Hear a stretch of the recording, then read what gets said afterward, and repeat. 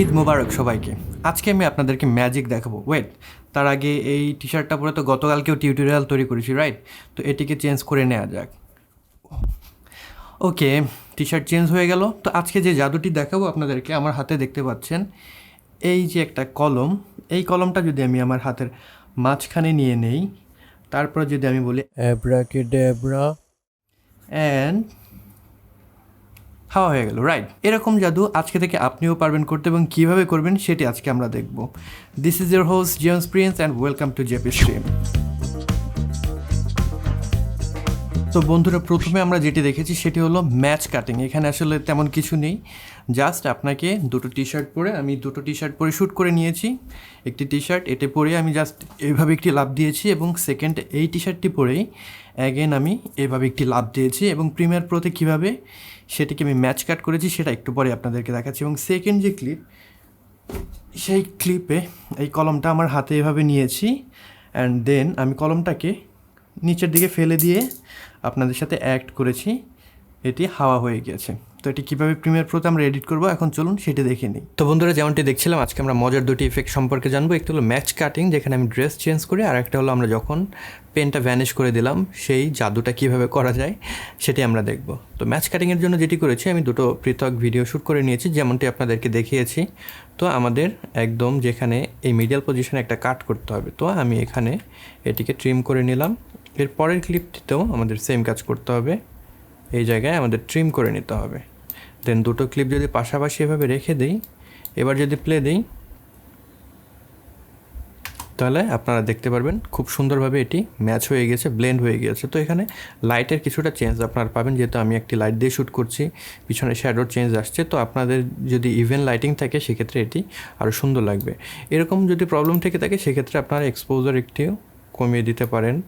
আপনারা যদি লুমিট্রি প্যানেল থেকে এটিকে জাস্ট এভাবে একটু চেঞ্জ করে নিলেও আপনাদের কিন্তু ম্যাচিংটা সুন্দর হবে। আমি আরেকটু এক্সপোজার ডিক্রিজ করে দিই। তো এখন যদি প্লে দিই, দেখতেই পাচ্ছেন আমি এখানে ড্রেসটা চেঞ্জ করে ফেললাম খুব ইজিলি। এরপরে যেটা রয়েছে, আমি যে পেন রয়েছে সেটিকে ভ্যানিশ করে দিয়েছি। তো আপনারা এখানে লক্ষ্য করবেন যে আমার যে পেন রয়েছে সেটা কিন্তু এখানে আমি নিচে ফেলে দিচ্ছি। তো এই ফেলে যে দিচ্ছি, এই পেনটাকে রিমুভ করতে হবে, যেটা আমাদের প্রিমিয়ার প্রোতে করা একটু টাফ। আমাদের মাস্কিংয়ের অনেক ঝামেলা রয়েছে। তো আমরা এটিকে আফটার এফেক্টসে করবো। আফটার এফেক্টসে করার জন্য আমাদের এইখানে একটা কাট দিতে হবে,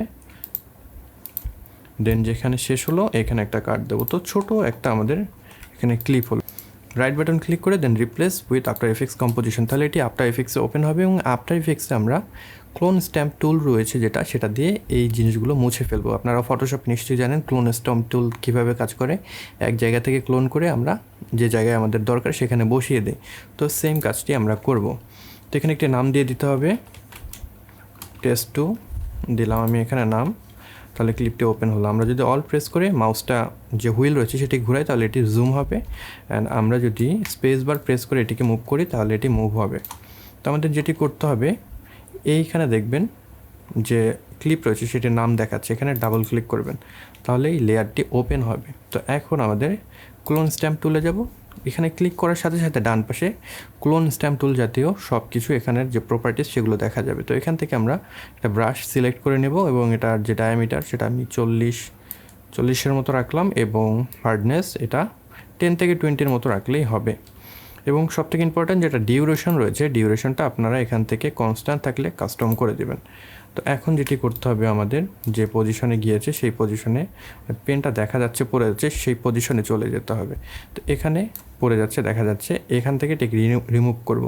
তো আমি এইখানে আমার যে ব্রাশ রয়েছে সেটি রাখবো, দেন কন্ট্রোল প্রেস করে 2টা ফ্রেম যাব, যাতে করে ওই জায়গায় আমার যে পেন ছিল না, মানে খালি জায়গাটা যাতে করে দেখা যায়। তো এখন অল প্রেস করে এখান থেকে স্যাম্পলটা নিয়ে আবার আমরা কন্ট্রোল প্রেস করে এই জায়গায় ব্যাক করে দেন ব্রাশ দিয়ে এটিকে সুন্দরভাবে পেস্ট করে দিলে দেখবেন খুব সুন্দরভাবে এটি মুছে গিয়েছে, বোঝার কোনো সাধ্য নেই। তারপরে নেক্সট ফ্রেমে যেতে হবে, কন্ট্রোল প্রেস করে রাইট বাটনে গেলাম। সেম ওয়েতে এখানে আমরা কার্সরটি রেখে কন্ট্রোল প্রেস করে 2টো ফ্রেম বা 3টা ফ্রেম পরে গেলাম, দেন অল প্রেস করে স্যাম্পল নিয়ে আবার আমরা কন্ট্রোল প্রেস করে ব্যাক করলাম, দেন এটিকে সুন্দরভাবে মুছে দিলাম। নেক্সট ফ্রেমে যাব, সেম ওয়েতে আমরা কার্সরটি রেখে কন্ট্রোল প্রেস করলাম, অল প্রেস করে স্যাম্পল নিলাম, কন্ট্রোল প্রেস করে ব্যাক করে মুছে দিলাম। এবং লাস্ট এই ফ্রেমটিতে সেম কাজই করতে হবে। কন্ট্রোল প্রেস করে পরে গেলাম, অল্ট প্রেস করে স্যাম্পল নিয়ে ব্যাক করে এটিকে মুছে দিলাম। তো আমাদের মোছামুছির কাজ শেষ। আমরা আফটার এফেক্টসের যে কাজ সেটা মূলত শেষ। ফাইলে গিয়ে আমরা সেভ দিয়ে বের হয়ে আসবো। তাহলে দেখবেন প্রিমিয়ার প্রোতে নতুন কম্পোজিশনে রিপ্লেস হয়ে গিয়েছে।